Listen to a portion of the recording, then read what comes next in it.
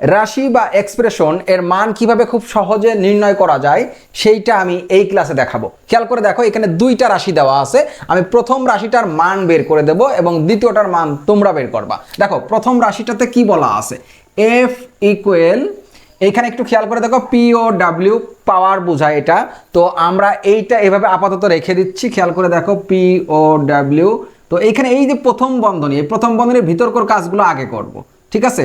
তো 7/2, ভালো করে দেখো 7/2, এইখানে এই যে ডিভাইডেড, এইটা হলো অ্যারিথমেটিক অপারেটর। এই অপারেটরের কাজ হলো ভাগফল বের করে। এই অপারেটরটার কাজ কি, ভাগফল বের করে। ভালো করে দেখে রাখো, এই অপারেটরের কাজ হলো ভাগফল বের করে। তো আমরা ভাগফল যদি বের করতে চাই, 2 দিয়ে 7কে আমরা যদি ভাগ করি তাহলে আমরা দেখতে পারতেছি ভাগফল হলো 3। তার মানে আমরা এখানে 3 বসাবো, এখানে 3 বসাবো প্লাস, তারপরে 4/2, তার মানে কি 4কে আমরা 2 দিয়ে যদি ভাগ করি তাহলে আমরা দেখতে পারতেছি ভাগফল হলো 2। আমরা এখানে 2টা বসিয়ে দিব, 2 বসালাম। তারপরে এই কমা, আমরা কমাটা দিয়ে দিলাম। তারপরে 13 মডুলাস 5, ভালো করে দেখো 13 মডুলাস 5, এইখানে ফলাফলটা কত হবে। মডুলাস, অনেকে এটাকে পার্সেন্ট বলবে, এটা পার্সেন্ট না।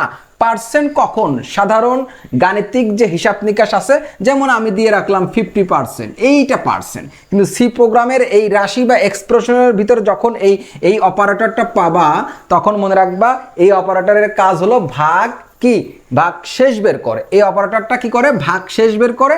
আর এই অপারেটরের নাম হলো মডুলাস। এই অপারেটরের নাম কি, মডুলাস। তোমরা পার্সেন্ট বলতে পারো, বলতে তো কোনো সমস্যা নেই, বাট এটা মডুলাস বললে ভালো হবে। 13 মডুলাস 5, এটা হলো অ্যারিথমেটিক অপারেটর। অ্যারিথমেটিক অপারেটর মোট 5টা, যোগ বিয়োগ গুণ ভাগ মডুলাস, ঠিক আছে। ভাগ বলতে যে এই ভাগটা আর কি, যেটা ভাগ ফল বের করে। আর মডুলাসের কাজ কি, ভাগ শেষ বের করে। তো ভাগ শেষ বের করতে হবে। দেখো 13কে আমরা 5 দিয়ে যদি ভাগ করি তো এক্ষেত্রে আমরা দেখতে পারতেছি ভাগশেষ কত, 3। ভাগশেষ কত, 3। আমরা এই 3টাকে বসিয়ে দেবো এইখানে, ঠিক এই যে 13 মডুলাস 5, এইখানে আমরা কি বসাবো, 3 বসিয়ে দিব। তারপরে একটা প্রথম বন্ধনী আছে, আমি দিয়ে দিলাম। এই প্রথম বন্ধনীটা আর থাকলো না, কারণ এটা একটা হয়ে গেছে। আর এই যে শেষের এই প্রথম বন্ধনী যেটা, এটা থাকলো মাইনাস। তারপরে দেখো 4 দুগুণী 8 প্লাস, তারপরে কত 7। তারপরে পরবর্তী লাইনটা একটু খেয়াল করে দেখো, POW 3 এবং 2 যদি যোগ করি তাহলে 5 হবে। এক্ষেত্রে এই ছোট ব্র্যাকেটটুকু উঠে গেল, কমা এই 3টা থেকে গেল। তারপরে মাইনাস, এখানে দেখো -8 আর +7, -8 +7, এটা ক্যালকুলেশন করলে -1 হবে। ভালো করে দেখো, এটা ক্যালকুলেশন করলে কি হবে, -1। তোমরা যদি না বুঝে থাকো ক্যালকুলেটরে দিবা যে -8 + 7 ইকুয়াল কত, দেখবা -1 পাবা, -1। তারপরে দেখো এইখানে আমি আর পাওয়ার লিখবো না, এখানে একটু খেয়াল করে দেখো পাওয়ার 5,3, এইটা দ্বারা কি বোঝাচ্ছে, পাওয়ার 5,3, এই পাওয়ার 5,3 এইটা হলো এই 5-এর পাওয়ার 3, এটা দ্বারা বোঝাচ্ছে 5-এর পাওয়ার হলো কত, 3।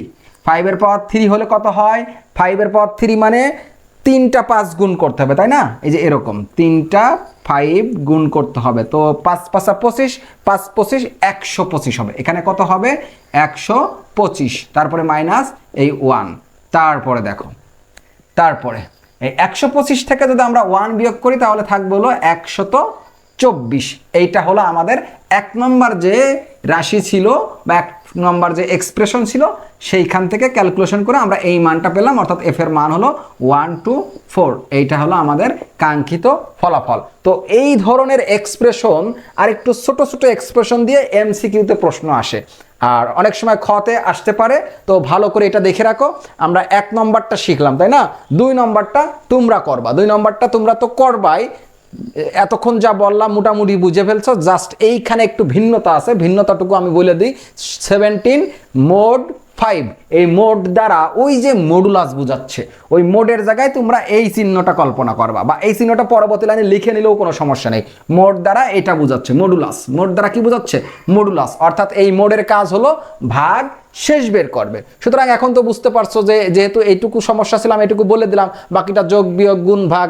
আর এইখানে যে বিষয়টা, এই যে কমা, কমা থাকলে কেমনে হয় দেখো, পাওয়ার 5,3, তার মানে 5-এর পাওয়ার 3, 5-এর পাওয়ার 3। ঠিক আছে, এটা তো আমরা বুঝলাম। সুতরাং এখন তোমরা 2 নম্বরটা নিজেরাই ট্রাই করলে করতে পারবা। তো আমি 1 নম্বরটার উত্তর করে দিলাম, তোমরা 2 নম্বরটা করবা, করে কমেন্টে জানাবা কারা কারা করতে পারো, সেটা আমি দেখব। আর যদি না পারো তো তারপরে আমি এটা আবারও সমাধান করে দেবো ইনশাল্লাহ। আসসালামু আলাইকুম ওয়া রাহমাতুল্লাহ।